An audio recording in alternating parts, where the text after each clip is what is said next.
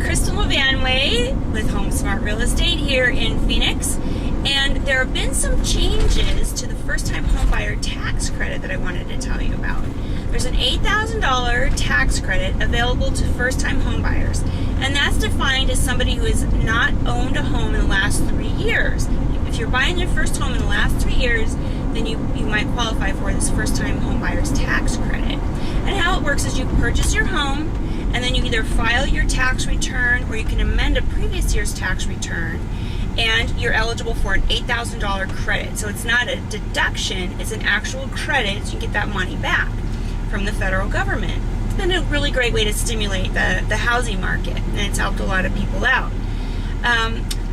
There's been a recent change, though, where the federal government is allowing companies to offer short-term loans to home buyers so they can use that $8,000 tax credit during the purchase of their home. In other words, they can get it before the transaction is completed. So before you get too excited, though, you cannot use it as your down payment. The minimum down payment is 3.5% of the purchase price. That requirement's not going away.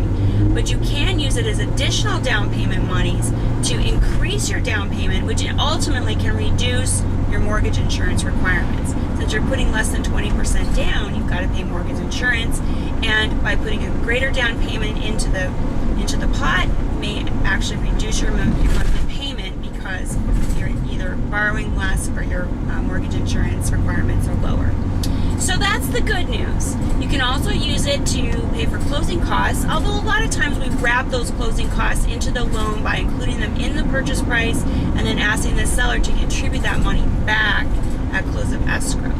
So it's helpful, but it's still not a 100% down payment program. It's really hard to find that. There's very, very limited situations where you can buy a house right now with no down payment.